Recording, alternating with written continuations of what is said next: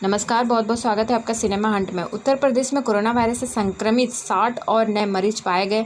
इसमें से सबसे ज़्यादा 43 मरीज आगरा के हैं। यहां के 12 मरीज में कोरोना की पुष्टि रविवार को हो गई थी, जबकि 31 मरीज की केजीएमयू में हुई जांच के देर रात संक्रमित की पुष्टि हुई।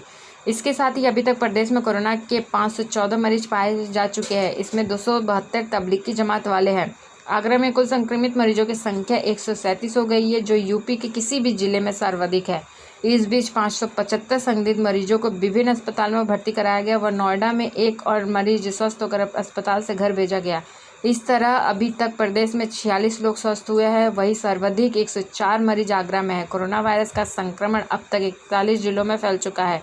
रविवार को जो 29 नए मरीज पाए गए, उसमें से तबलीगी जमात के आगरा में 43, मेरठ में 3, सहारनपुर में 7, फिरोजाबाद में 4, बागपत में 2 और मुजफ्फरपुर में 1 मरीज शामिल है।